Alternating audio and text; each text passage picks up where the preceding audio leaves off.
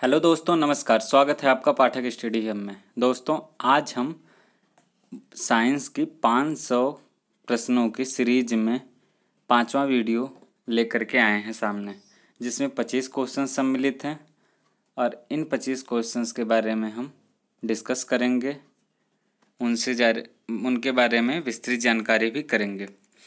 अपने पहले क्वेश्चन की शुरुआत करते हैं और पहला क्वेश्चन है, किसी संगीत यंत्र की ध्वनि तीव्रता मापी जाती है? महो, हेनरी, लक्स, डेसिबल। संगीत यंत्र की ध्वनि तीव्रता किससे मापी जाती है? तो इसका answer option D, decibel. Decibel से संगीत यंत्र की ध्वनि तीव्रता या फिर केवल कहें कि ध्वनि तीव्रता मापी जाती है, चाहे संगीत ध्वनि यंत्र की हो चाहे किसी भी चीज़ की हो। अगर ध्वनि तीव्रता का जो मापक होता है वह डेसिबल होता है। जो ऑप्शन पहला दिया गया है ये होता है विद्युत चालकता का मात्रक होता है, महो, जिसे ओम भी कहा जाता है। तो ओम जो चालकता का मात्रक होता है और ध्वनि तीव्रता का मात्रक होता है डेसिबल। इतनी जानकारी इस क्वेश्चन से मिली। अगले क्वेश्चन पे चलते हैं। अगला क्वेश्चन है, मानव शरीर का रक्त बैंक कहलाता है? ऑप्शन है प्लीहा, यकृत, हृदय, किडनी। मानव शरीर का रक्त बैंक कौन सा कहलाता है? ब्लड बैंक मानव शरीर का कौन कहलाता है? ऑप्शन है प्लीहा, यकृत, हृदय, किडनी। तो इसका आंसर ऑप्शन ए, प्लीहा। प्लीहा जिसे इंग्लिश में स्प्लीन भी कहते हैं, यह मानव शरीर का ब्लड बैंक कहलाता है। अगले क्वेश्चन पे चलते हैं। अगला क्वेश्चन है, बर्फ की गुप्त ऊष्मा है 80 किलो कैलोरी प्रति ग्राम, 80 कैलोरी प्रति ग्राम, 540 कैलोरी प्रति ग्राम, इनमें से कोई नहीं। बर्फ की गुप्त ऊष्मा कितनी होती है? बर्फ की गुप्त ऊष्मा कितनी होती है? तो इसका आंसर ऑप्शन बी, 80 कैलोरी प्रति ग्राम। 80 कैलोरी प्रति ग्राम जो कि बर्फ की गुप्त ऊष्मा होती है। यदि आप हमारे चैनल पर नए हैं तो चैनल को सब्सक्राइब कर लीजिए। वीडियो आपको अच्छा लग रहा हो तो वीडियो को लाइक करिए। अगले क्वेश्चन पे चलते हैं। अगला क्वेश्चन है, खाने का सोडा है? ऑप्शन है sodium carbonate, sodium bicarbonate, sodium sulphate और सोडियम हाइड्रोक्साइड। खाने का सोडा है। खाने का सोडा क्या होता है? तो अगर हम सोडियम बाइकार्बोनेट की बात करें तो Na2CO3 सोडियम बाइकार्बोनेट होता है, सोडियम कार्बोनेट होता है। सोडियम बाइकार्बोनेट की बात करें तो NaHCO3 होता है। ठीक, तो ये सोडियम कार्बोनेट जो होता है ये होता है वॉशिंग सोडा, और सोडियम बाइकार्बोनेट जो ऑप्शन बी है ये होता है बेकिंग सोडा। तो खाने का सोडा जो होता है जिसे बेकिंग सोडा भी कहते हैं, इसका answer option B, sodium bicarbonate. और सोडियम कार्बोनेट जो ये होता है इसे वॉशिंग सोडा कहते हैं। अगले क्वेश्चन पे चलते हैं। अगला क्वेश्चन है, BCG वैक्सीन किस रोग में प्रयुक्त होता है? ऑप्शन है डिप्थीरिया, क्षय रोग, टिटनेस, खसरा। BCG किस रोग में जो ये वैक्सीन है किस रोग में प्रयुक्त होता है? ऑप्शन डिप्थीरिया, क्षय रोग, क्षय मतलब टीबी जो होता है, ट्यूबरकुलोसिस, टिटनेस और खसरा। तो इसका आंसर ऑप्शन बी, क्षय रोग। क्षय रोग मतलब टीबी, ट्यूबरकुलोसिस जो कि बैक्टीरिया से ही होने वाला एक प्रकार का रोग है। तो BCG का जो वैक्सीन है यह क्षय रोग या फिर टीबी के लिए प्रयुक्त होता है। अगला क्वेश्चन है, डायनेमो ऊर्जा परिवर्तित करता है? वैद्युत को यांत्रिक ऊर्जा में, चुंबकीय को वैद्युत ऊर्जा में, यांत्रिक को वैद्युत ऊर्जा में, उपरोक्त में से कोई नहीं। डायनेमो जो है वह किस ऊर्जा को परिवर्तित करता है? तो इसका आंसर है ऑप्शन सी, यांत्रिक को वैद्युत ऊर्जा में। यांत्रिक जो ऊर्जा होती है जैसे इंजन के द्वारा जो उत्पन्न हो, यांत्रिक ऊर्जा उसमें उससे जो वैद्युत ऊर्जा बनती है। जैसे जनरेटर जो होता है, जनरेटर में डायनेमो ही लगा होता है। जब इंजन चलता है बहुत तेज़ी से, जब वो घूमता है तो डायनेमो उससे क्या होता है कि वैद्युत ऊर्जा को बना देता। तो यांत्रिक ऊर्जा को वैद्युत ऊर्जा में लगा बदलने का काम डायनेमो के द्वारा होता है। अगले क्वेश्चन पे चलते हैं। अगला क्वेश्चन है, निम्न में से कौन सही सुमेलित नहीं है? विटामिन सी, स्कारबिक एसिड, मतलब विटामिन का नाम दिया गया है और उनके रासायनिक नाम दिए गए हैं। Vitamin B1 thiamine, vitamin D retinol, vitamin K naphthoquinone. इसमें कौन सही सुमेलित नहीं है?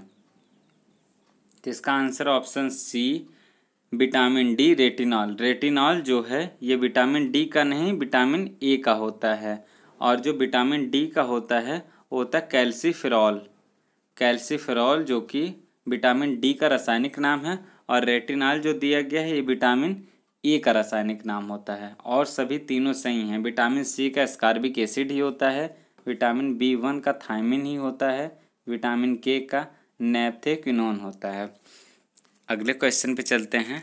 अगला क्वेश्चन है, मोटर गाड़ियों में साइड की वस्तुओं को देखने के लिए प्रयुक्त दर्पण होता है। उत्तल दर्पण, अवतल दर्पण, समतल दर्पण, उपरोक्त में से कोई नहीं। मोटर गाड़ियों में साइड की वस्तुओं को देखने के लिए अगर हम बात करें तो मोटर गाड़ियों में जो साइड में शीशे लगे होते हैं, मिरर लगा होता है, उसमें कौन सा दर्पण होता है? आपके ऑप्शन है उत्तल दर्पण, अवतल दर्पण, समतल दर्पण, या फिर इनमें से कोई नहीं। तो इसका आंसर है ऑप्शन ए उत्तल दर्पण। उत्तल दर्पण जो कि मोटर गाड़ियों में साइड में कोई वस्तु या फिर साइड में जो शीशा लगा होता है उसमें उत्तल दर्पण का प्रयोग होता है। अगले क्वेश्चन पे चलते हैं। अगला क्वेश्चन है, स्टेनलेस स्टील किन अवयवों का मिश्रण है? ऑप्शन है लोहा प्लस कार्बन, लोहा प्लस जिंक, तांबा प्लस जिंक, लोहा plus nickel plus chromium. Stainless steel किन अवयवों का मिश्रण है? ऑप्शन है लोहा प्लस कार्बन, लोहा प्लस जिंक, तांबा प्लस जिंक, लोहा प्लस निकेल प्लस क्रोमियम। जो स्टेनलेस स्टील होती है ये किन चीज़ों को मिला करके बनाई जाती है? तो इसका आंसर ऑप्शन डी लोहा प्लस निकेल प्लस क्रोमियम। इन तीन चीज़ों को मिला करके जो है स्टेनलेस स्टील बनाई जाती है। अगले क्वेश्चन पे चलते हैं।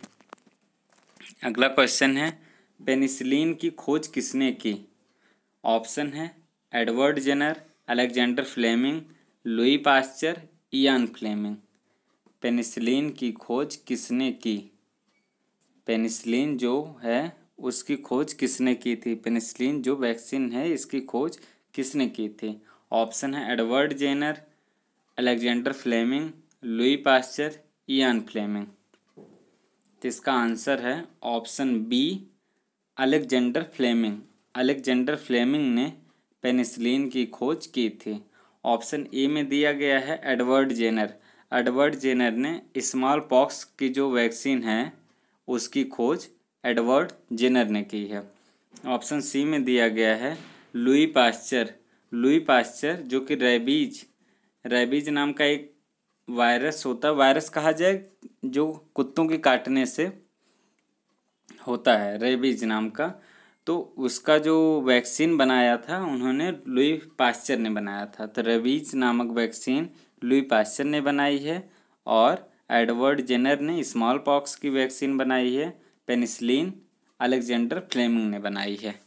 इतनी जानकारी इस क्वेश्चन से मिली। चलते हैं अगले क्वेश्चन पे। अगला क्वेश्चन है,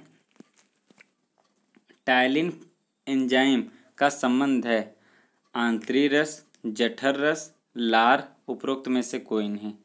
टायलिन एंजाइम जो है वह किससे संबंधित है? ऑप्शन है आंतरी रस, जठर रस, लार, या फिर इनमें से कोई नहीं। तो इसका आंसर ऑप्शन सी लार। टायलिन एंजाइम जो होता है खाने को पचाने के कार्य में आता है, तो लार में ही होता है। अगर लार ना होती तो खाना नहीं पचता। तो लार में जो टायलिन एंजाइम होता है इसी से खाना पचता है। तो इसका संबंध जो है वो लार से ही संबंधित है। इतनी जानकारी इस क्वेश्चन से मिली। चलते हैं अगले क्वेश्चन पे। अगला क्वेश्चन है, जल में हाइड्रोजन तथा ऑक्सीजन का अनुपात भार के अनुसार है। ऑप्शन है 2:1, 1:2, 8:1, 1:8। जल में हाइड्रोजन तथा ऑक्सीजन का अनुपात भार के अनुसार कितना है? ऑप्शन है 2:1, 1:2, 8:1, 1:8। तो जल को अगर हम देखें तो H2O लिखा जाता है, 2 H होता है और 1 O होता है। तो इसका आंसर ऑप्शन डी है 1:8। H2O जो लिखा जाता है इसका जो अनुपातिक भार होता है 1:8 के रूप में होता है। अगले क्वेश्चन पे चलते हैं। अगला क्वेश्चन है, औद्योगिक अविषालुता विज्ञान शोध केंद्र कहाँ पर स्थित है? ऑप्शन है पुणे, ऋषिकेश, लखनऊ, रांची। औद्योगिक विषालुता विज्ञान शोध केंद्र कहाँ पर स्थित है? ऑप्शन है पुणे, ऋषिकेश, लखनऊ, रांची। तो इसका आंसर है ऑप्शन सी, लखनऊ। औद्योगिक अविषालुता विज्ञान शोध केंद्र जो कि लखनऊ में स्थित है। चलते हैं अगले क्वेश्चन पे। अगला क्वेश्चन है, रक्त समूह ओ कहलाता है सार्वजनिक दाता, सार्वजनिक ग्रहणकर्ता, दोनों, इनमें से कोई नहीं। रक्त समूह ओ कहलाता है सार्वजनिक दाता, सार्वजनिक ग्रहणकर्ता, दोनों, इनमें से कोई नहीं। सार्वजनिक दाता की बात अगर हम करें तो सार्वजनिक दाता मतलब वो जो ए बी और ओ 4 प्रकार के ब्लड होते हैं जिनमें RH फैक्टर भी होता है प्लस और माइनस करके। ठीक है, तो सार्वजनिक दाता का मतलब ये है कि सबको दे सके। सार्वजनिक ग्रहणकर्ता मतलब है कि सबसे ले सके, या फिर दोनों है या फिर इनमें से कोई नहीं है। तो इसका आंसर ऑप्शन डी, इनमें से कोई नहीं। अब आप लोगों को ये लग रहा होगा कि ओ तो सार्वजनिक दाता है, सबको देता है, तो अगर यहाँ पे ओ निगेटिव होता तो सबको ये सार्वजनिक दाता कहलाता। जैसे एक बार क्वेश्चन पूछा गया है कि यदि कोई व्यक्ति का एक्सीडेंट हो गया है और उसे इतना टाइम नहीं है कि उसके ब्लड को चेक किया जाए कि वह किस रक्त समूह में उसका ब्लड है, तो उसे कौन सा ब्लड तुरंत ही डॉक्टर के द्वारा चढ़ाया जा सकता है। तो इसका आंसर था ओ निगेटिव। ओ निगेटिव जो कि सार्वजनिक दाता कहलाता है। अगर सार्वजनिक रक्त समूह दाता अगर पूछा जाए तो ओ निगेटिव कहलाता है। और AB पॉजिटिव एक ऐसा है जो सार्वजनिक ग्रहणकर्ता कहलाता है। AB पॉजिटिव जो कि सार्वजनिक ग्रहणकर्ता कहलाता है और रक्त समूह ओ निगेटिव सार्वजनिक दाता कहलाता है। ओ में ही अगर हम कहें सार्वजनिक दाता को अगर हम ओ मान लेते तो ओ पॉजिटिव को यह एक्सेप्ट ओ निगेटिव नहीं कर सकता है। ओ निगेटिव को ओ पॉजिटिव एक्सेप्ट नहीं कर सकता है, इसलिए सार्वजनिक दाता ओ निगेटिव कहलाता है, सार्वजनिक ग्रहणकर्ता AB पॉजिटिव कहलाता है। इतनी जानकारी इस क्वेश्चन से मिली। चलते हैं अगले क्वेश्चन पे। अगला क्वेश्चन है, सर्वप्रथम पारिस्थितिकी तंत्र शब्द का प्रयोग किसने किया था? A.G. टेंसले और J.J. Thomson, Newton. सर्वप्रथम पारिस्थितिकी तंत्र शब्द का प्रयोग किसने किया था? पारिस्थितिकी तंत्र का सर्वप्रथम प्रयोग किसने किया था? ऑप्शन है A.G. टेंसले और J.J. Thomson, Newton. तो इसका answer option A, A.G. Tansley. A.G. Tansley ने ही सर्वप्रथम पारिस्थितिकी तंत्र शब्द का प्रयोग किया था। अगले क्वेश्चन पे चलते हैं। अगला क्वेश्चन है, प्रकाश संश्लेषण की क्रिया में प्रकाश ऊर्जा बदलती है। ऑप्शन है ऊष्मीय ऊर्जा में, रासायनिक ऊर्जा में, विद्युत ऊर्जा में, ध्वनि ऊर्जा में। प्रकाश संश्लेषण के द्वारा क्रिया जो है प्रकाश ऊर्जा किस में बदलती है? ऑप्शन है ऊष्मीय ऊर्जा, रासायनिक ऊर्जा, विद्युत ऊर्जा, ध्वनि ऊर्जा। तो इसका आंसर है ऑप्शन बी, रासायनिक ऊर्जा में। प्रकाश संश्लेषण के द्वारा जब पौधे प्रकाश संश्लेषण करते हैं तो प्रकाश ऊर्जा को रासायनिक ऊर्जा में ही बनाते हैं, जिससे उनका भोजन तैयार होता है। तो इसका आंसर ऑप्शन बी है, रासायनिक ऊर्जा में प्रकाश संश्लेषण की क्रिया द्वारा प्रकाश ऊर्जा बदलती है। चलते हैं अगले क्वेश्चन पे। अगला क्वेश्चन है, कौन सा ध्रुवीय यौगिक नहीं है? ऑप्शन है HCl, HF, CCl4, H2O। HCl का मतलब हाइड्रोक्लोरिक एसिड, HF का मतलब हाइड्रोफ्लोरिक एसिड, CCl4 का मतलब है कार्बन टेट्राक्लोरोमीथेन और H2O का मतलब है, आप जानते हैं पानी का सूत्र होता है H2O। ध्रुवीय यौगिक कौन सा नहीं है? तो इसका answer option C, carbon tetrachloromethane. Carbon tetrachloromethane जो कि ध्रुवीय यौगिक नहीं है, और सभी हाइड्रोक्लोरिक एसिड, हाइड्रोफ्लोरिक एसिड और H2O ये तीनों ध्रुवीय यौगिक हैं। अगले क्वेश्चन पे चलते हैं। अगला क्वेश्चन है, प्राथमिक रंग हैं जो प्राइमरी रंग कौन से हैं? लाल, हरा, नीला, उपरोक्त सभी। प्राथमिक रंग जो प्राइमरी रंग हैं वो कौन कौन से हैं? 3 प्रकार के होते हैं जो कि यहाँ पे 3 दिए गए हैं, लाल, हरा, नीला, उपरोक्त सभी। इसका आंसर डी बनेगा, क्योंकि तीनों जो कि प्राथमिक रंग हैं, लाल, हरा, नीला, ये तीनों प्राथमिक रंग कहलाते हैं और इन्हीं को ही मिला करके अन्य रंग को बनाया जा सकता है। चलते हैं अगले क्वेश्चन पे। अगला क्वेश्चन है, किस तत्व की कमी से घेंघा रोग होता है? ऑप्शन है नाइट्रोजन, कैल्शियम, आयोडीन, फास्फोरस। घेंघा रोग जो है वो किसकी कमी से होता है? किस तत्व की कमी से घेंघा रोग होता है? तो इसका आंसर है ऑप्शन सी, आयोडीन। आयोडीन जो कि नमक में मिलता है, ये इसी की कमी से घेंघा रोग होता है। चलते हैं अगले क्वेश्चन पे। अगला क्वेश्चन है, निम्नलिखित में से कौन सी मानव शरीर की सबसे छोटी हड्डी है? ऑप्शन है ओमर, मैलियम, स्टेफीज, इनकर्स। मानव शरीर की सबसे छोटी हड्डी कौन सी है? ऑप्शन है ओमर, मैलियम, स्टेपीज, इनकर्स। तो इसका answer option C, steppes. Steppes जो कि मानव शरीर की सबसे छोटी हड्डी है और यह कान में मिलती है, कान में ही प्राप्त होती है स्टेपीज। और फीमर जो शरीर की सबसे बड़ी हड्डी है, जो जांघ में प्राप्त होती है। तो फीमर सबसे बड़ी हड्डी और स्टेपीज सबसे छोटी हड्डी जो कान में प्राप्त होती है। अगले क्वेश्चन पे चलते हैं। अगला क्वेश्चन है, शुष्क सेल में प्रयुक्त होता है। ऑप्शन है तांबा, लोहा, सिल्वर, जस्ता। शुष्क सेल में जो एनोड प्रयुक्त होता है वो किस चीज़ का बना होता है? ऑप्शन है आपके तांबा, लोहा, सिल्वर, जस्ता। शुष्क सेल में प्रयुक्त होने वाला एनोड किस चीज़ से बना होता है? तो इसका आंसर है ऑप्शन डी, जस्ता। जस्ता से ही जो शुष्क सेल में प्रयुक्त जो एनोड होता है, एनोड जैसे शुष्क सेल है तो इसमें जो एनोड बना होता है ये जस्ते का ही बना होता है।